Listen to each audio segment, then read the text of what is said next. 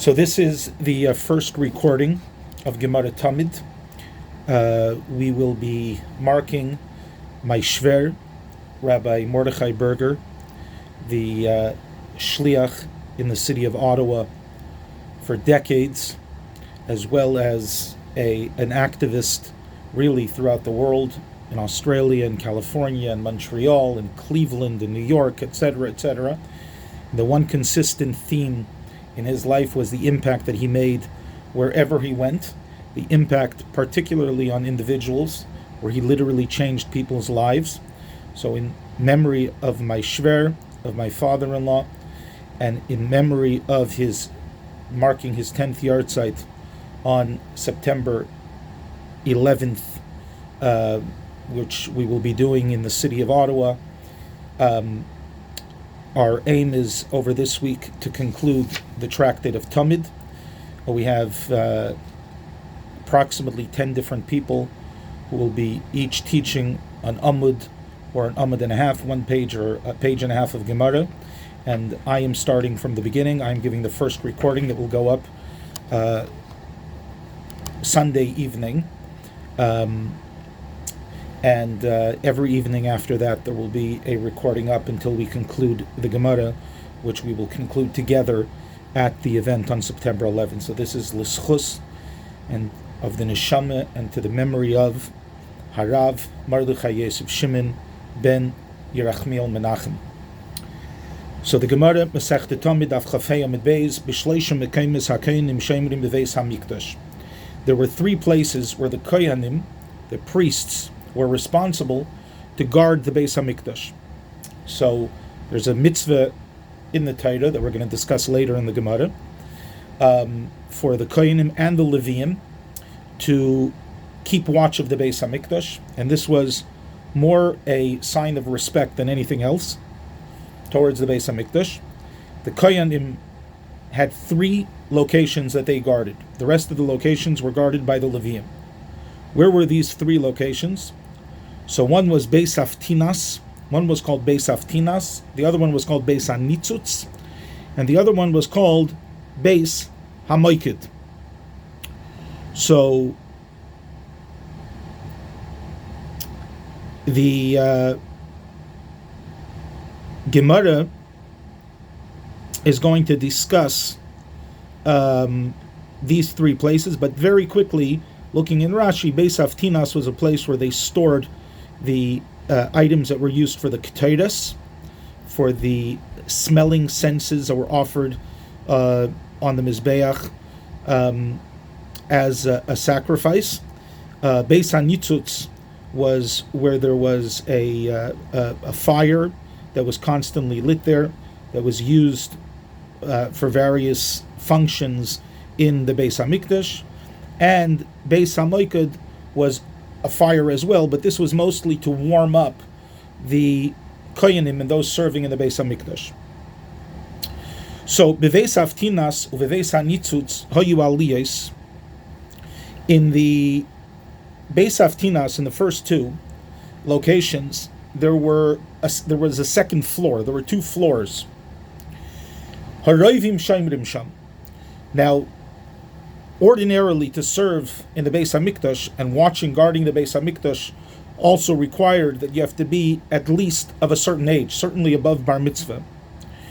But the children, those under bar mitzvah who wanted to serve and wanted to guard and wanted to watch, were able to do this from the second floor in these two locations, in the Beis Haftinas and the Beis HaNitzutz. But in the Beis HaMoiked Kippah, the Beis HaMoiked, there was only one floor, and in fact, it was like a dome above this room. Ubayis Hagodel Hoya Mukaf Reivdim Shalevin. It was a big room, this room, and it had coming out, extending from the wall, there were pieces of wood that were like sort of benches that you can sit on. Ziknei Beis of Yeshenim Sham. The elderly Kohanim, those that were older, would sleep on these benches. Umafteches ha'azara biyadam, and they had the keys to the Azara, to the Beis Hamikdash, in their hands. Pirchei Kohuna, Ish Kisasei Ba'aretz. The younger Kohanim would sleep on the ground. They wouldn't sleep on the benches, but rather they'd sleep on the ground. Lo hayu yisheinim bevigdei kodesh. They wouldn't sleep in their holy clothes, in the sacred clothes that was used during their services in the Beis Hamikdash. Elo yupeshtin. They would take that off. Umanichin oisan tachas rashayim. They would put the holy clothing under their heads, like as a pillow. Umiskasin biksus atzman. And they would cover themselves with their own mundane clothing. In other words, their own clothing, not the holy clothing. Ida keri lechad mehem. If one of them had a seminal emission, in other words, they became impure, and they were in this room, they were sleeping there overnight, and now they need to purify themselves, but the problem is, it was forbidden to be impure in the Beis Hamikdash. So they had a route that they can take underground. Yaitse v'helech lei b'mesiba, ha'heleches lei tachas habira. They would literally have a route that they can take that would take them underground.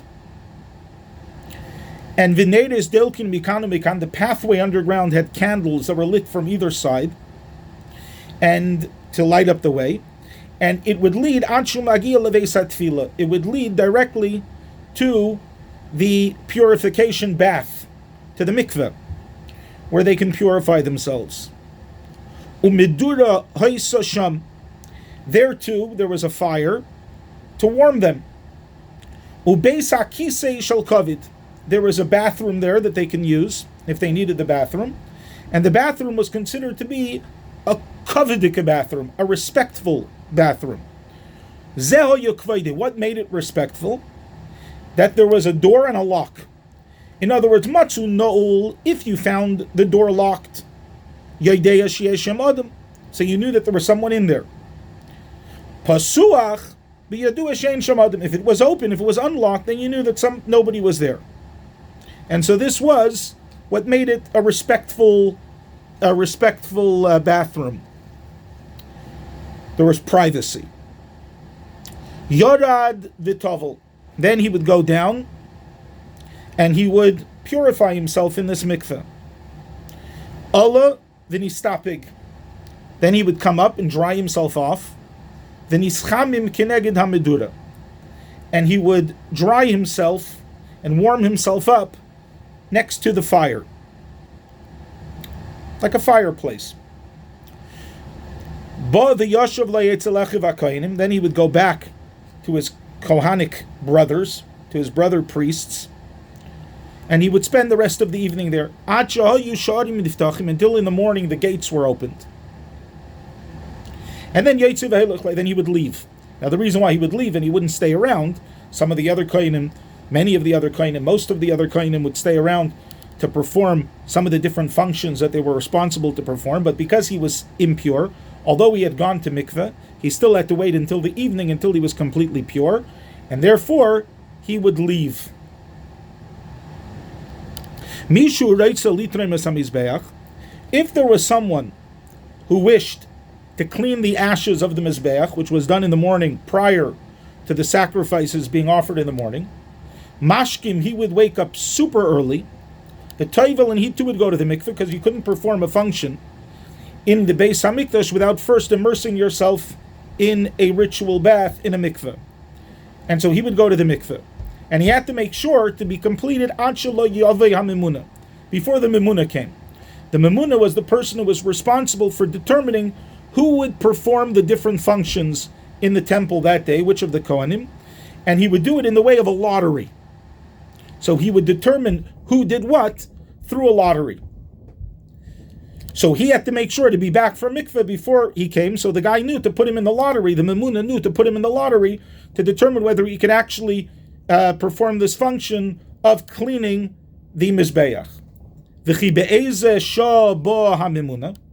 What time would the Memuna come in the morning? The Mishnah asks, the Mishnah tells us he didn't come at an exact time every day. Pamim shuba mikrus hagever. There were times that he came exactly when the rooster would first start to crow. Oy samuch loy milafanav. Other times he would come slightly before that. Oy me'acharav. Or sometimes he'd come after that. Hamimunaba, he would come to the room where the Kohanim, this room with the fire. The dofak alein, and he would knock on the door. Ve'hein paschulay, and they would open it for him.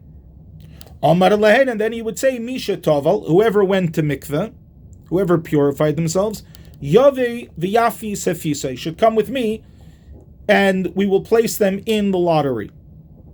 Misha zacha zachabe, and whoever won the lottery would have the right to perform these different functions. Now we're going to learn the Gemara. That was the Mishnah.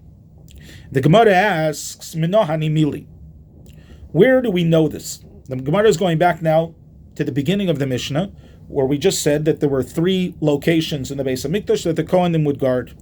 And the Gemara asks, where do we know this from? Omar Abaye, so Abaye tells us, Omar Kra, we know it from a verse. We know it from a verse in the book of Numbers. And it says like this, we speak about those that would camp in front of the Mishkan, to the east of the Oyel Moed of the Mishkan. Who were these people? Moshe, the Aaron Uvanav, Moses and Aaron and his sons. They would stand there, they would camp there against the eastern side of the Beis HaMikdash. Shoimrim, what would they do? Shoimrim mishmeres hamikdash lemishmeres b'nei Yisrael. What would they do? They would guard the Beis HaMikdash. That was their responsibility. So from there we know that there was a responsibility from the Torah. The Torah tells us that the Kohanim and the Leviim were responsible to guard the Beis HaMikdash, right? Because Moshe was a Levi, and Aaron and his sons were Kohanim. So the Gemara says, Imri in Shimur Ba'al Ma'ashkechon deboy. It's clear, you're right, that we need to have those that are guarding the Beis HaMikdash. That's clear from the pasuk. The pasuk certainly tells us that that's a responsibility. And Kohanim uLeviim Shimur. And we know that who needs to do the guarding? The Kohanim and the Leviim, because it says Moses, who was a Levi, and Aaron Ubanav, who were Kohanim. So that we know, that's for sure. That wasn't what the Mishnah was. That wasn't what was troubling the Gemara when the Gemara asked, where do we know this from? What did the Gemara want to know? Miu masnisim katani b'shloishim mekayim kohanim sheimrim b'veis hamikdash v'aleviim b'esrim v'echad makim. What we want to know is going to our Mishnah, where our Mishnah tells us that there were 3 places where the Kohanim guarded the Beis HaMikdash. We also know that the Leviim guarded in 21 places, but here we're focused on the Kohanim. Where do we know that from? Where do we know that the Kohanim had 3 locations where they guarded the Beis HaMikdash? Okay? Particularly since v'lukra Kohanim uLeviim b'hadi adadi ksiv.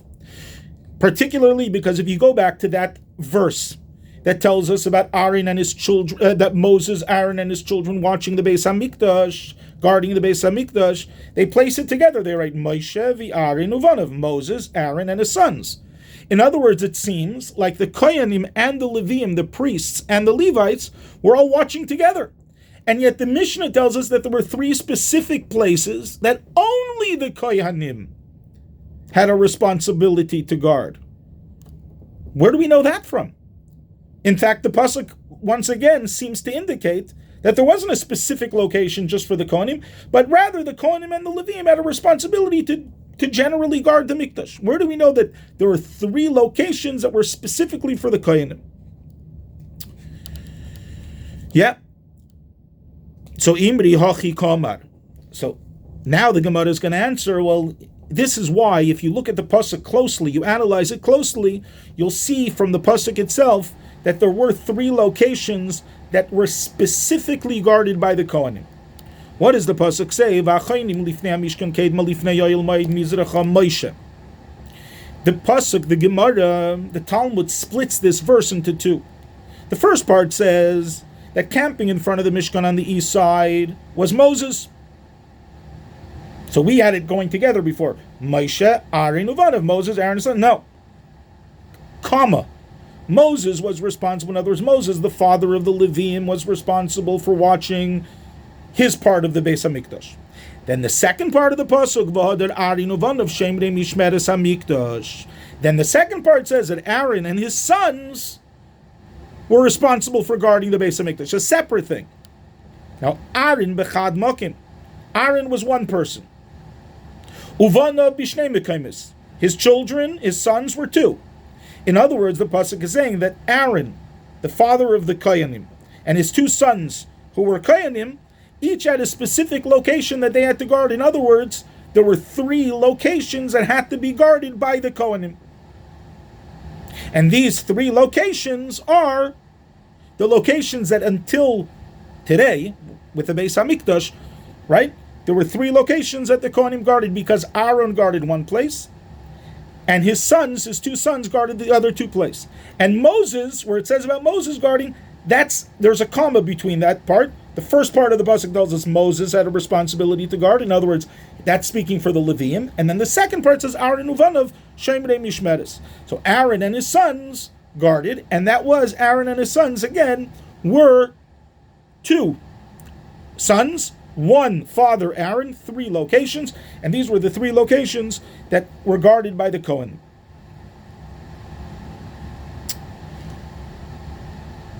Yeah.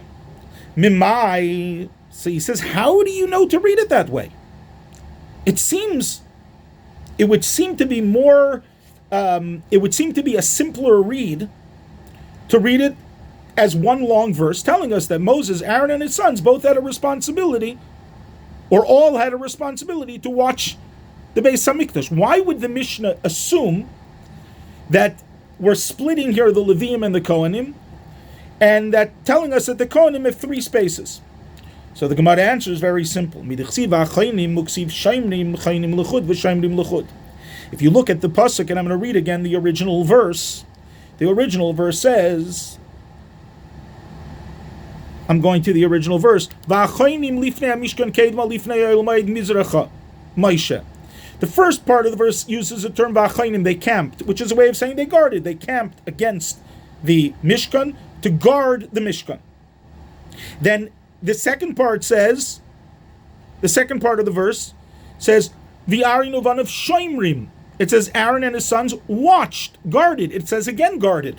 So the question is, why would it say guarded twice? Camped and guarded seem to be saying the same thing. Tells us the Gemara, that's why we know that Chaim is talking about the Levium and their responsibilities. And Shoimrim is a separate responsibility given to the Kohanim for them to guard 3 places. Eima kulu bechad mokim lechudeh. Now he says, wait a second. Maybe, let's say, that it doesn't mean to tell us that Aaron had 1 location to guard, his son had another location to guard, and his other son had a 3rd location to guard. Maybe they all had to guard together. The 3 of them would guard together. Right? Aaron and his 2 sons would guard 1 location, as opposed to 3 locations. So he says no. Because once you split the 2 and you said Moses has his place and Aaron and his sons have their place, it seems, again, an easier read to say that the Torah is singling out that each one has their place. Aaron has his 1 place. Moses has his place. And then it tells us Aaron and his sons have their place to guard. And so therefore the simpler read wouldn't be to suggest that Aaron and his sons are all guarding the same location, but rather that each one has their location. Ravashi Yomar Misefer Dekra Shaimni Mishmeres LeMishmeres. Ravashi, he gives a simpler explanation for how we know that the Kohanim had 3 places to guard.